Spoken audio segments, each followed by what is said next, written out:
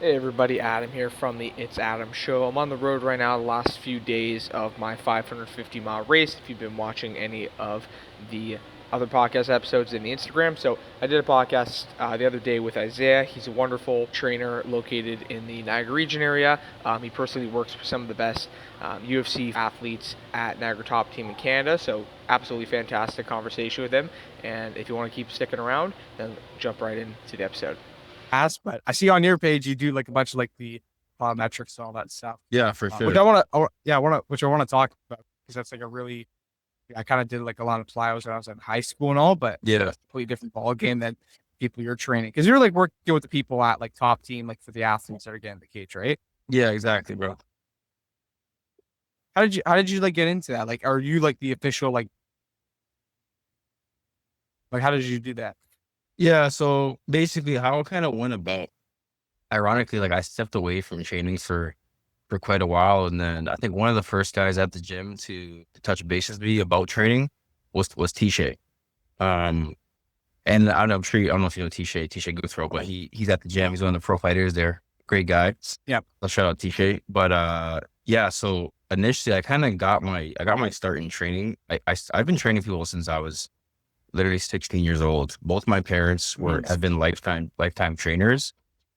And they got to the point where I literally started training some of their clients because just out of curiosity and whatnot. So that's kind of how it started, but that's just for general fitness. But I've always been interested in the strength and conditioning space and kind of how you got to go about that and just figuring out the Yeah. differences between just training general population difference between training general population and training actual athletes that are preparing for a fight, for example, right? So um, yeah, so TJ is one of the first guys to hit me up for strength and conditioning. But I think in his mind, like again, a lot of people don't. First of all, they don't even know the difference, right?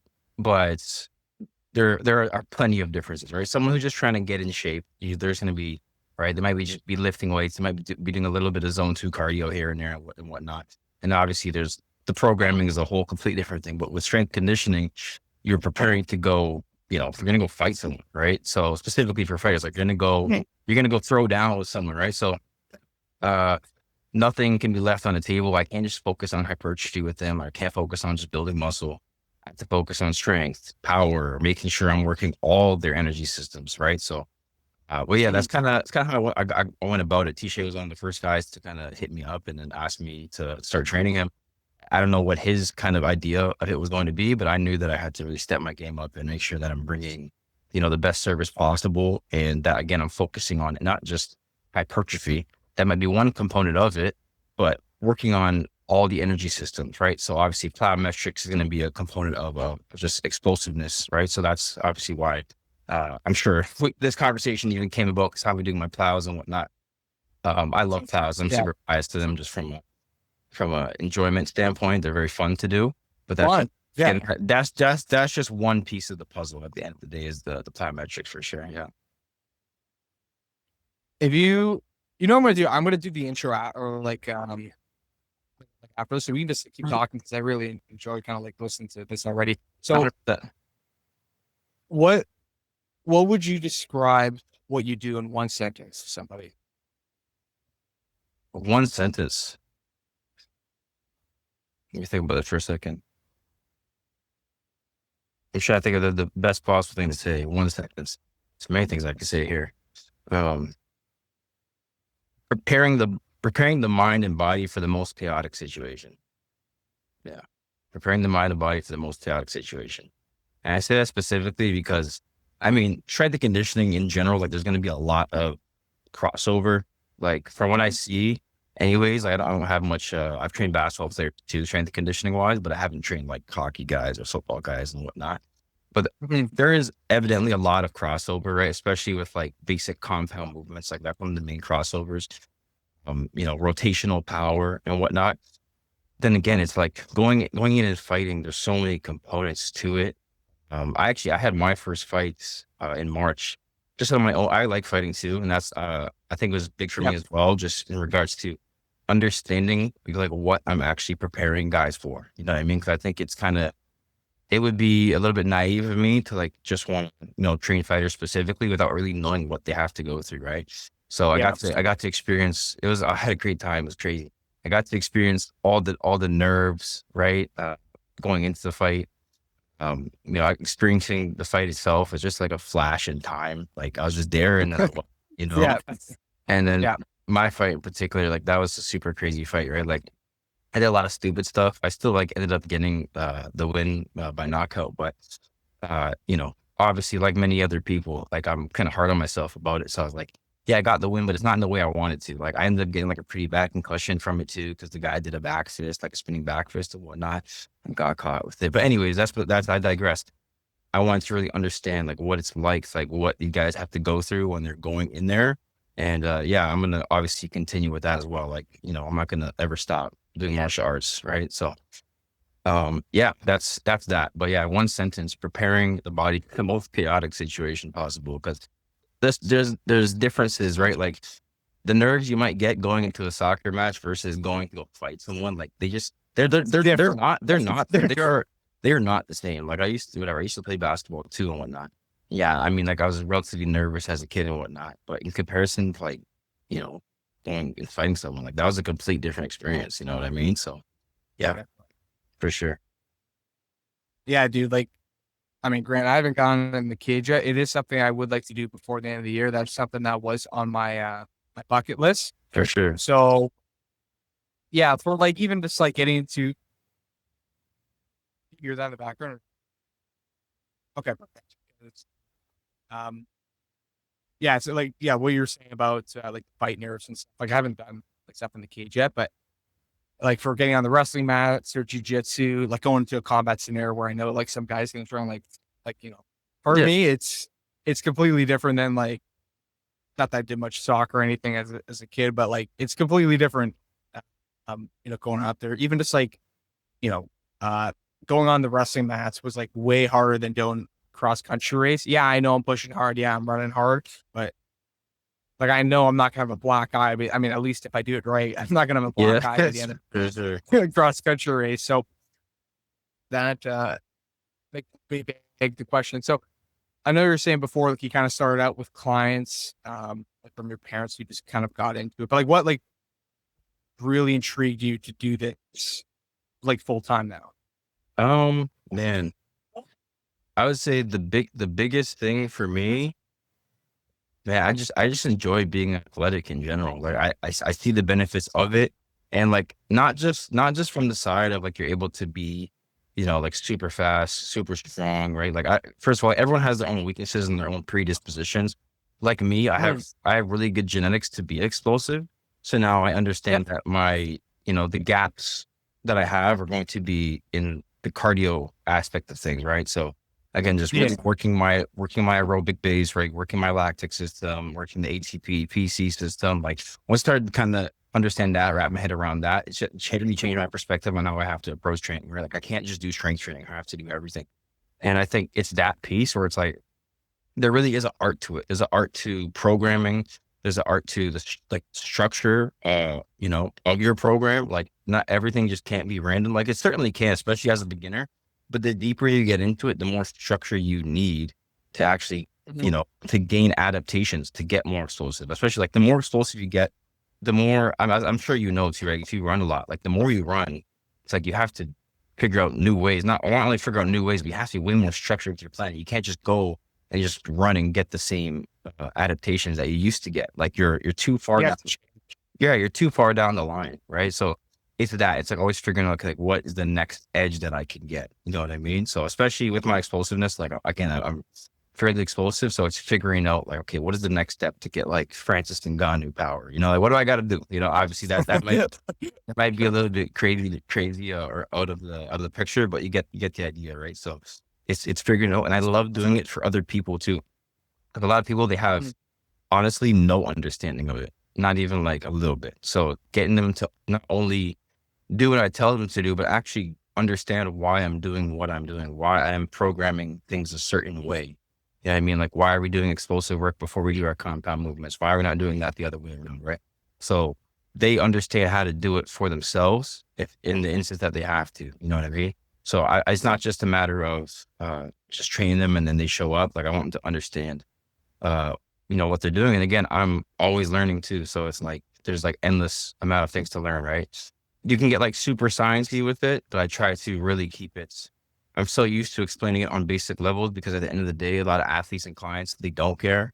They just want to Yeah. understand. They want to just understand on the most basic level. So I try to meet them where they're at. They don't want to know about the mitochondria. They don't want to, like, they don't care. They just, yeah, I mean, all they want. TP, all this stuff. Yeah. Yeah, like, of course, if someone asks, like, I try to always keep with my knowledge to the best of my ability.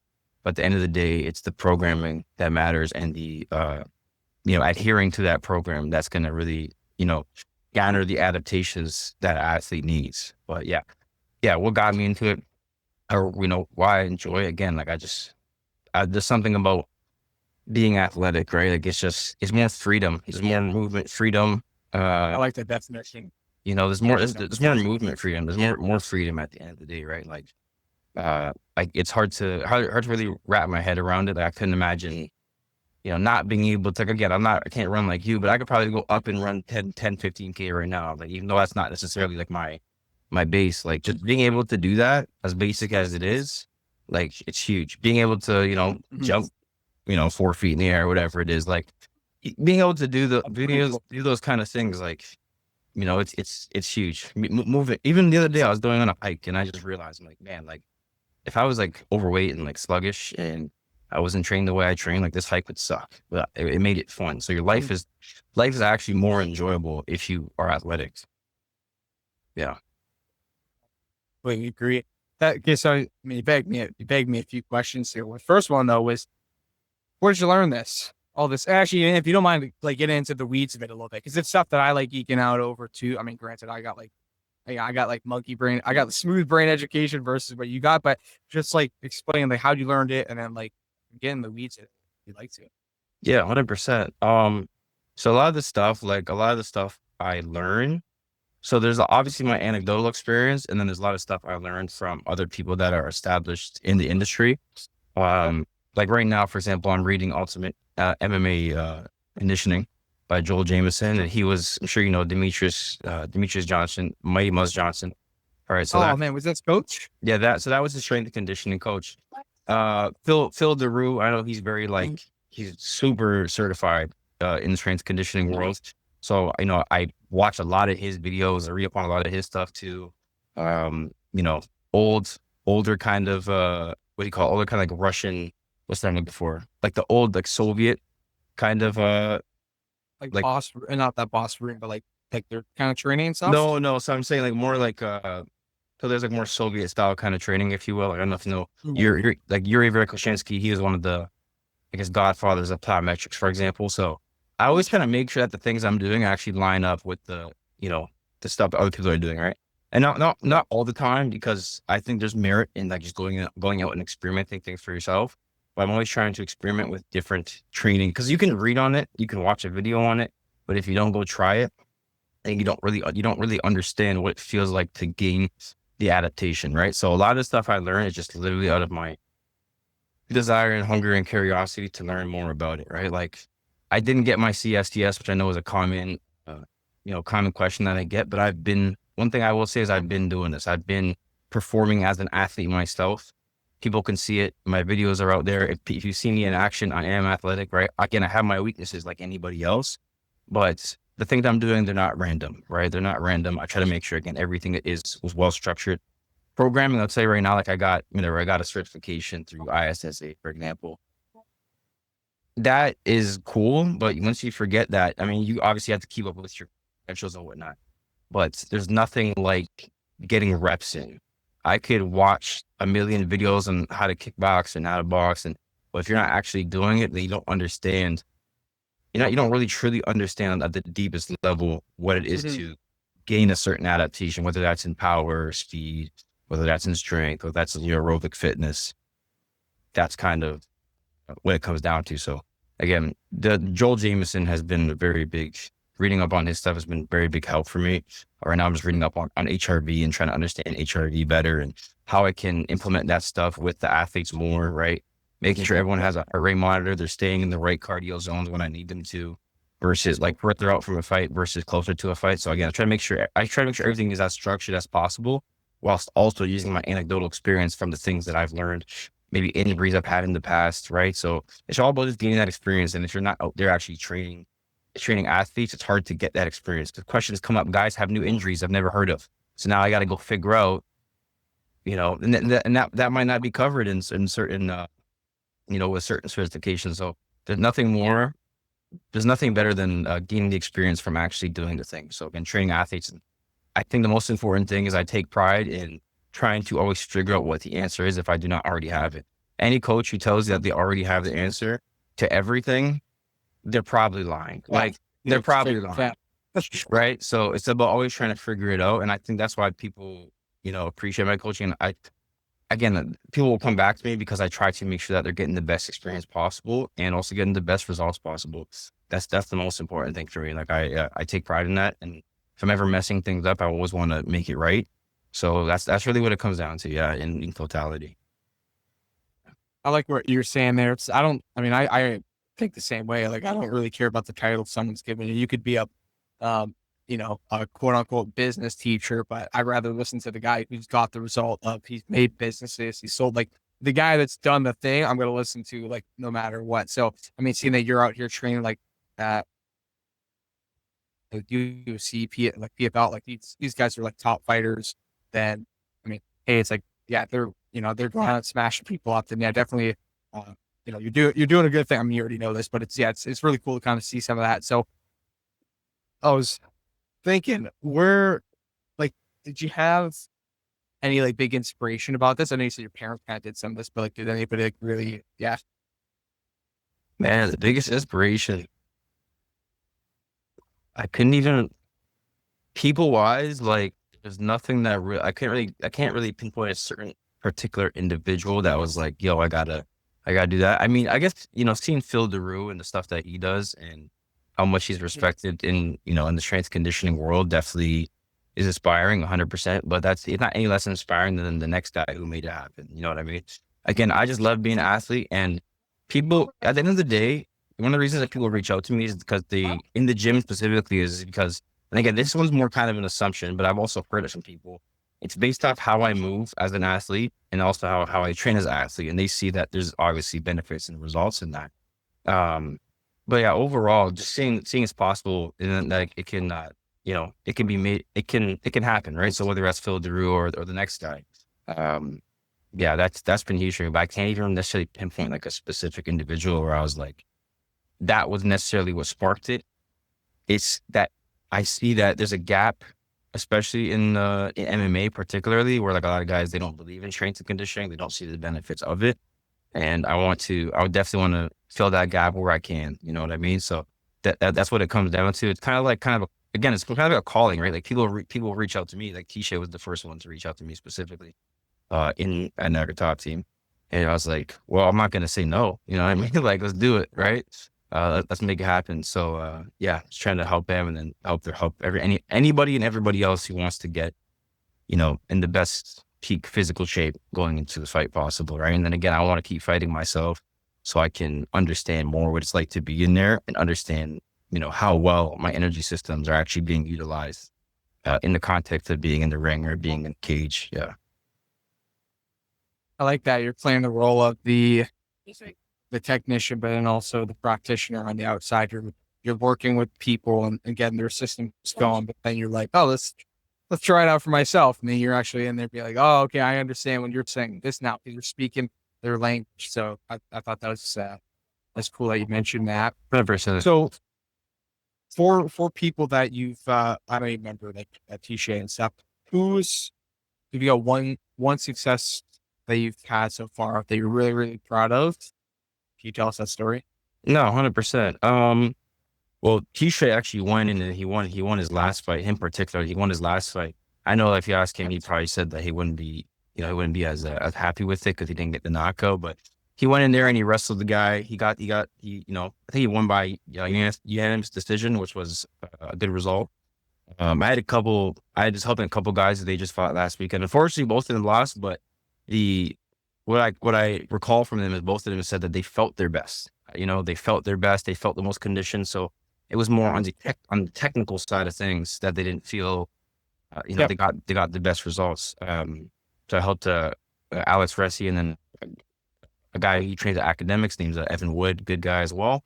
And he fought again. Unfortunately, he just fought a war though. He just fought a crazy war with this one guy, very powerful guy. He said he even dropped him a couple times, but now it's again just focusing on filling the gaps, right? So he felt like the power wasn't necessarily there, so now we got to work on more power stuff as opposed to maybe more cardio stuff, right? Like more energy zones, right? But yeah, so that's basically what it comes down to, with those guys. But I think so far, again, I'm newer in the game with this stuff. So right now it's just about stacking up wins, right? Like getting guys prepared. Fighting? Yeah, 100%. So Yeah. it's just about stacking wins. Like I can't even go here and tell you, like I had a guy who, he went in, he got some crazy spinning heel kick KO, and it was in the first round in 10 seconds. That hasn't happened yet, but I'm confident that it will at some point or another. So that's what it comes down to, right? It's the balance of skills training on top of your strength conditioning, right? But the most important thing I'm glad to hear is that those guys didn't gas out, because there's nothing worse than even in sparring, like let alone fighting, like even in sparring, like you go in, you're doing multiple rounds of sparring, and you're going against the guy who he seems to be fresh and you're not fresh. Like that's a pretty scary thing, because he's fresh and you're not. So you can get knocked out at any given point in time, right? So it's about avoiding that. So that's the most important thing for me. Just trying to stack more wins up right now, and get some guys to get some crazy KOs or whatever their game is, right? If they're more of a jiu-jitsu guy, getting crazy subs, stuff like that, and just helping them be prepared for that. So I'm helping a few guys who actually have fights coming up pretty soon as well. And yeah, it's getting them ready and help getting them ready. Yeah. So I know you're working on like the plyometric side and stuff, and I've had my fair share of doing some fun like plyo circuits and other movements, but like what's like your three plyos are fun. Like I love plyos. Like they're just like bounce around. There's strategic workouts too, but I like the whole idea of circuit and stuff with the plyos. And so like what's your like top three favorite plyo movements you like to do for yourself or for clients? For sure. Well, for myself and for clients, it's going to be different because on average, like clients, when it comes to plyometrics, like they're not going to have as much experience in doing plyos as myself. So I might not start them off with something more advanced. But the biggest one that I like to get beginners going on with, at least, is depth drops. Depth drops, maybe even weighted depth drops. If they're, if they have the ability to absorb their weight well, then I might have new weighted depth drops. But the most important thing with plyometrics is that if you can't absorb your weight, it's a lot harder to express that, right? Concentrically, as in like jumping, whether it's a lateral jump or a broad jump, or you're doing a CMJ, for example. The most important thing is being able to absorb the body weight. So depth drops are like absolutely key for that. So again, that's just the act of literally falling off a box and learning how to absorb your body weight, right? Form is also huge for that, right? So anytime you do a CMJ, for example, or even a broad jump, you have to learn how to absorb your force once you're finished that jump. So it's not just the starting part of the movement, it's the finishing part of the movement that also matters. So you have to take into account both of those things. So yeah, box jumps would be definitely up there, especially for beginners. Like if you're not doing box jumps, and again, it's going to also reduce injury risk, because if you try to go into doing, crazy, multi-step actions with plyometrics, you're way more likely to get injured if you are not very well versed in doing box jumps, or sorry, not box jumps, depth drops. Sorry, fundamental. Yeah, for sure, depth drops. Another one I'd throw in there as well would be pogo jumps, because pogo jumps, they work that stretch. I like pogo. Yeah, stretch shortening cycle. So again, that's a good way to get a lot of volume in with like much lower injury risk, right? So again, this is not going to. I might not have like a heavyweight guy do this, but I might also, depending on where he's at, right? So yeah, pogos are absolutely huge because you can gain a lot of volume and it just makes you more elastic, just in your jumping, right? So if you can stack up a lot of volume like that, the way I think of pogo jumps is like building an aerobic base. It's like the same, it's like you're building a base so it makes all the other things much easier, right? So if you build your aerobic base from a cardio perspective, it's a lot easier to actually express the other two energy systems, especially for a prolonged period of time. So the same kind of similar concept builds with pogo jumps. If you can do a lot of pogo jumps back to back, whether it's you're doing it as you're doing it kind of like let's call it aerobic plyos, for example, or even if you're just doing it to, again, gain that adaptation where you can work that stretch shortening cycle, that's where pogo jumps are going to be key. It's just build that foundation. Another one for beginners, I would throw speed skaters in there. The reason I throw speed skaters in there is because I have to throw lateral movement in there. Like lateral movement, especially, is a huge part of fighting. You see a lot of guys, right? They dip off on 45-degree angles. A lot of guys have great lateral movement. Like speed skaters is huge to really improve that. If you don't already have that great lateral movement, again, some guys kind of naturally have it. Some guys, again, they have them. Their athletic abilities are already so high just naturally. But especially for guys who haven't really expressed that so much, speed skaters are a really good foundation to improve lateral explosiveness. Which again, that's absolutely key in fighting. Even think of like even wrestling. Like you shoot a shot, you have to, you shoot a shot. You're gonna shoot a double leg. You gotta, right? You have to do one of these where you're explosively moving in a lateral fashion. So even in MMA, like doing speed skaters is going to be huge. Again, it's very important, especially for guys who haven't done them at all. Like there's a lot of room for improvement in that regard. So yeah, top 3: depth drops, pogo jumps, speed skaters. I'll throw those in there. As for myself, man, I like box jumps a lot. I love doing box jumps. I mean, box jumps is kind of good because box jumps more as like a test to like see where I'm at. I don't necessarily love box jumps for my improvement. I would just put pogos in there for myself as well. Like again, I'm building that foundation. I even do like single leg pogos. I do lateral pogo jumps. What else do I really like? I like broad jumps as well because I'm expressing. Yeah, I'm expressing it in a different way now. Like I'm not just going up, but now I'm going forward, right? So this can help with like your ability to push off one leg, cover distance quickly.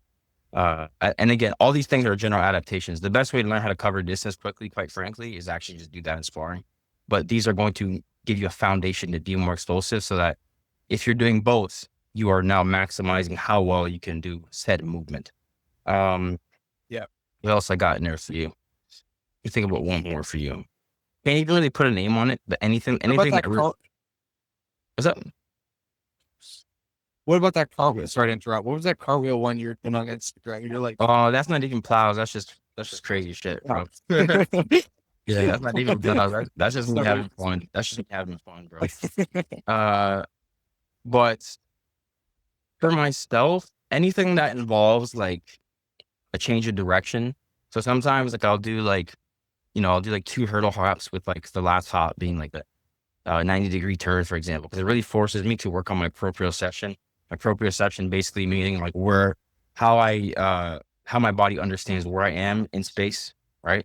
My perception of that. Yeah. So again, anything where I have to like really a lot of bodily control, because that's huge, especially for fighting, right? Like, you throw a jab cross, you miss. Okay, well, you're out of position. Are you able to pivot off, right? You understand where you are. So again, plyometrics helps with that foundationally. Anyway, so yeah, those would be top 3 for beginners. Science, top 3 for myself. Those are the ones I enjoy the most for sure. Yeah. All right. So by the way, I honestly, I think those are probably like my top 3 as well. For like the climb ones as well, like pogos, doing the box jumps. I like broads too. Broads are pretty fun. Sometimes I'll do like circuits or whatever. But because funny story that I think is brought to my mind. This is like a few years ago. So it was early in the morning. My parents did not like it. It was early in the morning. I was in the garage, and their room is right beside the garage. Yeah. So I'm like, I'm having a good plyo workout. I'm jumping up and down. I'm like, damn, I'm doing a good workout here. And my dad comes. It's a Sunday morning. Everyone's sleeping in. He comes in the garage. He's like, "What are you doing?" And Yeah. He should lose his mind. That's funny. yeah, that was not a good day for plyos. That's why. Yeah. I learned to do them at the gym after that. It's funny you brought that memory back up. So unrelated, but real quick, thank you. Before I forget, I can't not put this one in there. Hill sprints. A lot of people, they don't see sprints as a plyometric exercise, but they're actually a plyometric exercise again because I'm minimizing that ground contact time. Anything where you're minimizing the ground contact time and you are repeatedly expressing that motion, that is now considered a plyo. Even there's upper body plyometrics, for example, right? But I would put hill sprints in there, especially because you can really express that force with as much energy. It's pretty much based off how well your motor system, your TNS can push itself really, right? So, and your body, but both. So yeah, you can really go max F around those hill sprints and get the benefits out of them. And with hill sprints, especially, you're getting a lot less tension on the hamstring, eccentrically speaking. So it's much more difficult to get injured doing hill sprints than it is to doing sprints on flat ground, because your hamstrings much more engaged on flat ground. So yeah, I love hill sprints. I've been doing them a lot more recently as well, and I just feel way more explosive than I already was before from doing them. Yeah. We did some awesome workouts at Genius, at the gym post Colburn. We go to like HH and all. We do some like hill sprints. We do like marriage carries, or like we'd even like go, I don't know if you guys do this after like Copsy, but we went to like the track sometimes. This like local the high school I actually went to, and yeah, we would like carry everyone around. Oh, you guys, such a last summer. Yeah, we'd have like everyone like over on our shoulders, and we like marriage carry them around the track, and like by the end of it, Anthony's listening to this. He hates this, but he was messed up. He was like, he's like head over the garbage bin. Yeah, that's pretty. Yeah, that's close. Sorry. Yeah, I'll be that tiring as fuck. For sure. Yeah, that was funny. And the hill sprints as well. But yeah, like back in line, like what you were saying, like all the stuff like the hill sprints, broad jumps, incorporating these in like circuits, like what my one high school coach did. I mean, great. My like I got like 0 hops. Like I could jump maybe like 5 inches off the ground, double as a doorstop with my height. Like I'm not, I'm not jumping anywhere. But yeah, plows are fun. I always kind of love throwing them into my workouts. For sure. I don't know if it's the right way or not the right way, but sometimes I just have fun with it. So For sure. one of the questions, because actually this kind of relates to what I was saying. What do you think most people get wrong about plyos when they start off doing them? What do most people get wrong? How fast they're going to see results, probably. I would say that's probably up there. And I would say just landing mechanics. Like they really neglect the landing mechanics, not just the jumping mechanics. Like there's a lot that goes into it. Again, there's different variations that you can do, like of CMJs, for example, but it's the landing mechanics and the arm swing. Arm swing is absolutely key, right? Like understanding how to orient your body when you are doing them. Like you're not just jumping, like everything has to be in sync from the jump itself. Like your arms are coming up in sync with your body, and they're also coming down in sync when you're landing at the same time. So I think it's going to be, I would say that would be it for sure. Just emphasis on form as with anything else, right? Like someone's throwing the jab across, like you're not just going to do it. Like I think that's a common misconception. You just go jump and you're going to get the results. Like by doing them properly, you're going to get more results because you're going to be engaging the right muscles, right? So I think that would just simply put, landing mechanics, even jumping mechanics, like the importance of form would definitely be up there for sure. Yeah. How do you wager out how many reps you should do of a certain plyo? Like for example, like pogo jumps, I know some people like to do like more higher volume on, maybe like broad jumps, and like box jumps are a little bit lower volume in terms of the repetition. Like how do you kind of like wager this out? And then if you want to spill the beans a little bit, like for Sure. tailor for each person. It very much so depends. Like there's multiple factors that go into it. Like for example, is the person that I'm training, are they like a heavier weight individual? Are they a heavier set individual? Right. So I might have them they might not even be ready to do any, quite frankly. They might just have to cut weight, like physically, like actually downsize their body weight before we even get to doing crazy plows. We might just do just depth drops. That's why I love depth drops, because again, it sets that foundation for you to be able to jump. And it's an objective measure of how well you can land. Because if you can't land well, you're not ready to jump, period. If you can't land well, you are not ready to jump, because on every jump you have to land. All right. So that's kind of what that comes down to. Sorry, you want to ask that question one more time so I could think of my next response here? Yeah. No, it was like, how do you like, I mean, that kind of answers partially it, but like in terms of like the rep range and how much do you prescribe per person? For sure. So another kind of fact that goes into that is going to be how taxing a certain movement is on the central nervous system. Like if I have someone doing 5 back-to-back max effort jumps for height, we're not going to be doing a lot of them. I'll tell you that right now. Versus pogo jumps, especially like a CMJ kind of position, you can only do, like you can do a lot more. You can do a lot more before you get fatigued. I think the most important thing along with the reps is how many times are we doing it during the week? How many times are we doing it during the session? How many different plyometric variations do I have during the session? Again, I always like to keep it at the beginning of the workout when they're most fresh, because a lot of that explosive work, that's going to cut into, for example, let's put it this way. If I'm going to do a squat first and then I try to jump after, my leg's going to be absolutely cooked. The yield on being able to do squats after doing pogo jumps or broad jumps, like it's not going to be as difficult, essentially is what I'm trying to say, because the fatigue, right? Versus again on a squat, like I might be loading it up maximally, right? You can only produce so much power on plyometrics, and especially if the dosage is right, you're going to be good to do squats after, but not in the inverse situation. But yeah, central nervous system, how much is going to affect their central nervous system is going to be a key factor on whether or not I have it in there. For example, if I have a guy and I have an aerobic run planned the day before, we're not doing plyometrics the next day because his knees might be cooked. I mean, again, it depends on the individual, right? So it's always this constant communication back and forth. I always ask my clients at all times, like, how have you been feeling this week? Like, how was yesterday? How was the training session yesterday? Are your knees cooked, etc. To really dictate how much we're going to go there with everything. But yeah, it might be like 40 to 50 reps maximum at the beginning of a session. Unless I feel like a guy is really well versed in plyometrics, like I might have to do closer to like 60, 70 for potentially even more. But again, it depends on what we're doing. Pogo jumps, again, you could do a lot of them. You could do just 80 reps of pogo jumps alone, you'd probably be just fine, right? But with other stuff, not going to be the case, right? So it's always finding that fine balance and literally verbal communication with the person that I'm training to figure out how cooked they are. Also, there's my coach's eye. If I see that form is slipping, even after taking a full 2-minute rest period, for example, or more, then we're going to cut it back. I might do less reps. We might be done for the day, right? So I make a lot of calls live. Like there's the program. That's why way I see this. This is the art of it and the enjoyment of it. Because there's the program, and then there's the live calls I have to make. Just because the program says do X doesn't mean I do X. We might do Y today because there's other factors that are going to affect X situation. So yeah, there's a lot of live kind of assessments that go into whether or not whether or not we do the plows and to what extent we're doing them. But yeah, that's pretty much how I was speaking on pogos as well. I used to like to warm up with pogos. I'll do pogos first because again, it just gets you the most warm. Like going right into a broad jump, like off.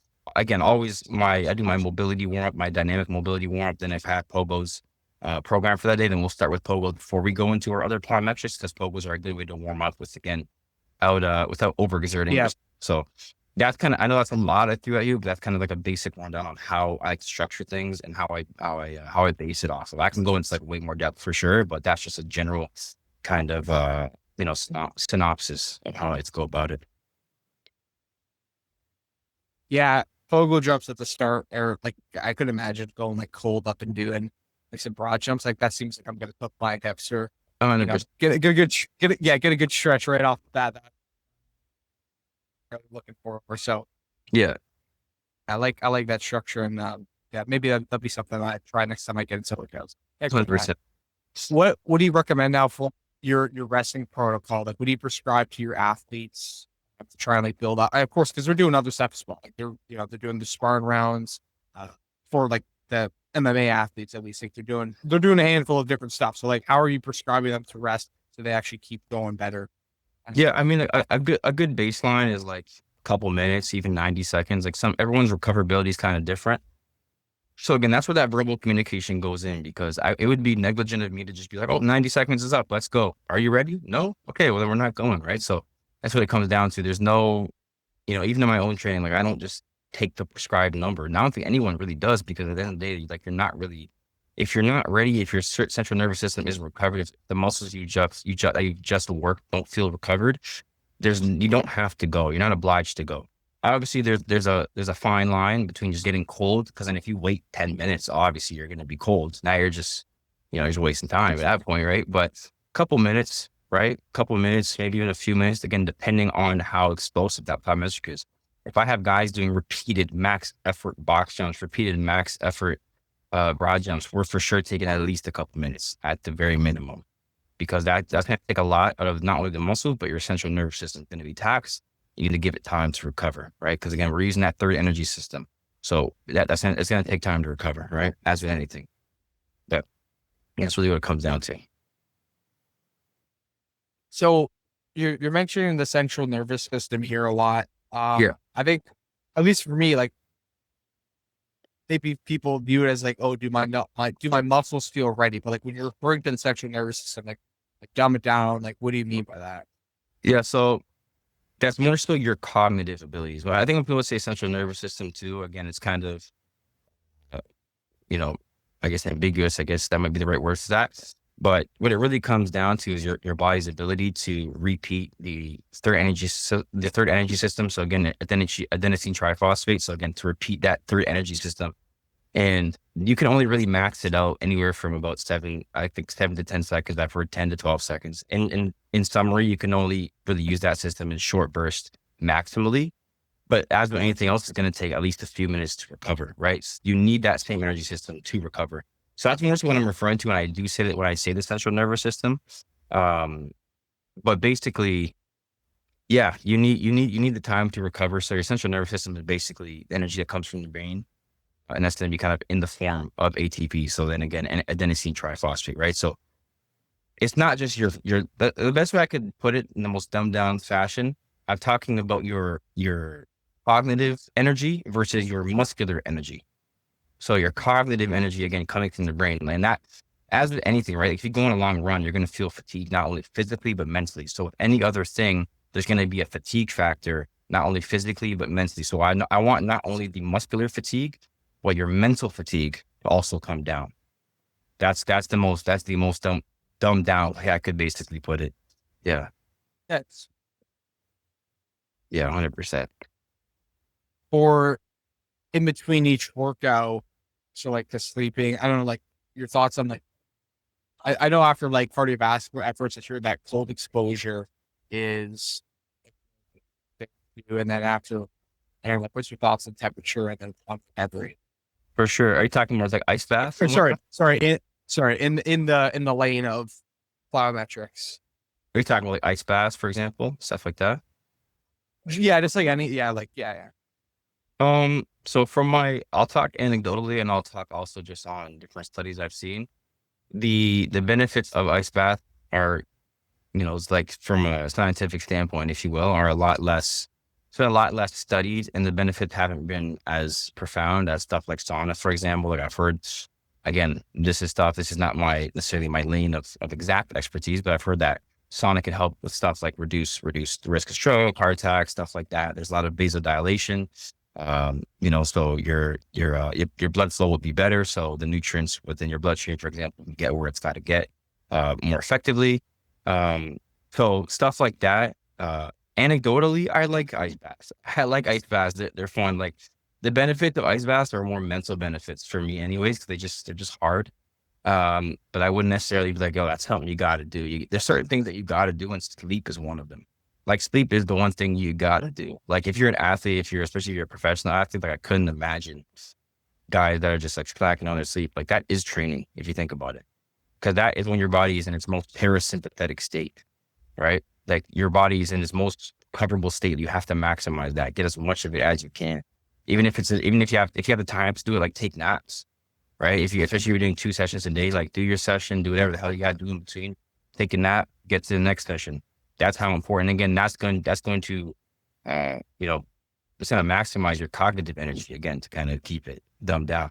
That's going to help you maximize your cognitive energy. Getting sleep, like huge. 8 hours again is like a good marker, right? 8 hours. Some guys 9. Some guys, I know powerlifters, for example, they might sleep 10, because it's like, think about powerlifting, like that is the most, like everything is about strength, power. Like you're putting a lot of fatigue on your central nervous system again with powerlifting. So I've heard of guys taking like 10 hours, 9 hours, 11 hours. It's like half your day. But again, that's their life. That is their life. So it makes sense that it makes sense that that's what you got to do. You got, as they say, you got to do what you got to do. So yeah, sleep is king. A lot of the other stuff is like fluff, honestly. Sleep is that important. I put mobility up in there. Like I always send guys, kind of a standard mobility template that they can complete. I say, you guys, you can do it twice a day. Do it twice a day, at least once though. At least once. I do full body mobility every day. I'm sure there's days I miss for sure, but I try to strive for it like literally every single day, just because it's that important. I find when I'm doing it, I get injured a lot less. Again, at the end of sessions, I always put exercises that are aligned with clients' injuries that they'd had previously and just general injury prevention, right? So stuff like even like mobility stuff, like we'll do a lot of like T-spine mobility. We'll work on strengthening their tendons isometrically, for example. So a lot of stuff like that. Their shoulders as well. Like I'm a huge fan of bands, external and internal rotations. Again, shoulders.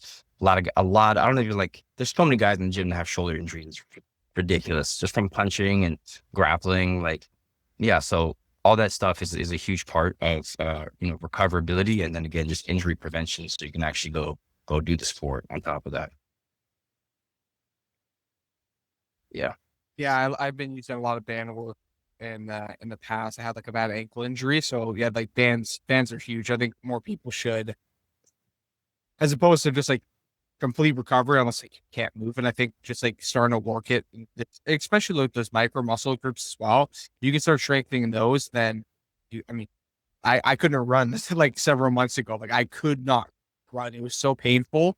And yeah, eventually just through like doing like a little bit of physio work and then also bands, like I was able to get back, and now I'm on a charity run. So things are shaped up pretty good, which is nice. 100%. Yeah, the bands are huge. Just to kind of put a bow on things. By the way, thanks for the episode today. It's been absolutely wonderful. No, I was gonna say another thing. Like, let's say one more thing, like in regards to injury prevention. Like a big thing with that I tell guys too is I'm like, go see a physio. Like, go see a physio.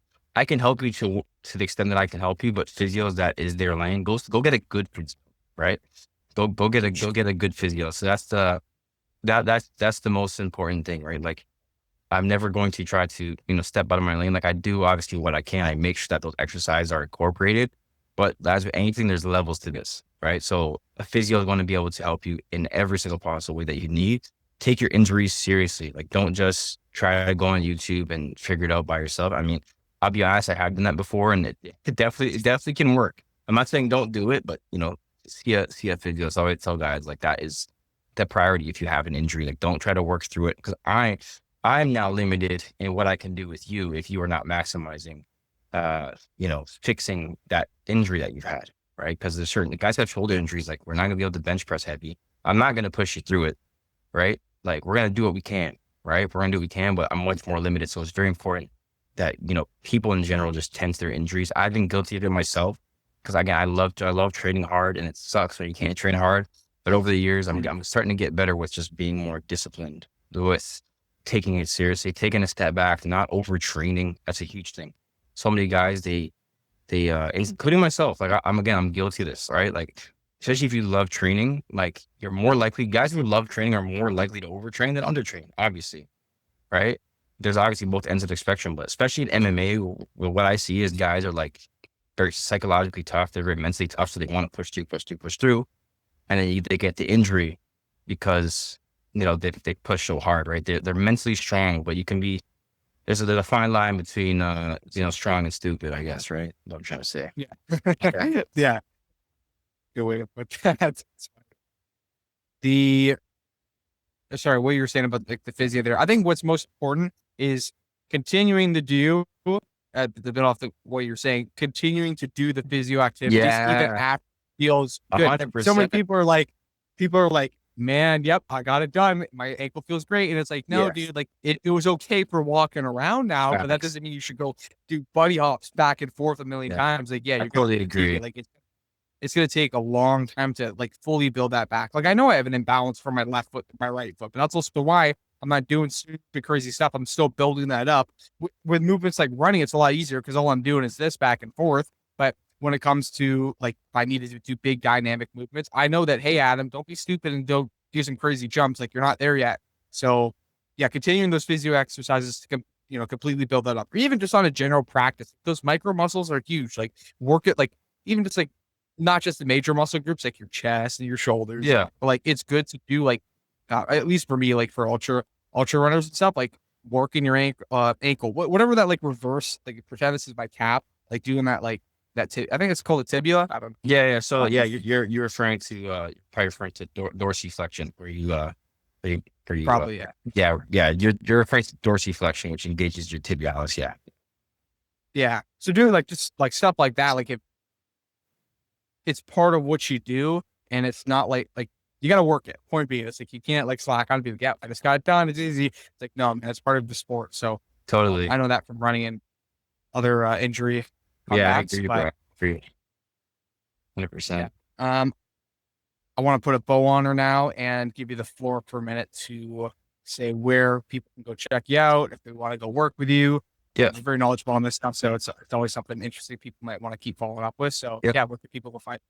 Yeah, so I just dropped a new account actually, so go follow that one. That's ZX Performance. My other account is Trained by the Best. That's my personal account. But yeah, go follow ZX Performance. That's where I'm gonna be posting all my training of myself as well as my clients. Yeah, that's where you can go check me out. Again, the brand, it's pretty much a brand new account. It has less than 100 followers, but I'm trying to run it up as much as I can. And yeah, that's where you can find me right now. Also, Trained by the Best on YouTube as well. Got some videos up on there. And yeah, we're gonna be expanding to other platforms as well. But that's where you can find me right now. Yeah, so go check me out. Yeah. Awesome. Episode 13, ladies and gentlemen. This has been the It's Adam Show with Isaiah. So thank you for coming on, sir. I appreciate you Other than having that, me. guys, thank you for taking the time, man. I appreciate it. A lot of educational stuff. So I mean, I'll probably watch this video back just to kind of take some of the gold nuggets out of it. So Yeah, 100%. Yeah, for the viewers, if you guys got some value out of the episode, dropping a follow helps out more than you know and rating the show. But other than that, episode 13, we'll see you guys in the next one. Peace. Sweet, bro.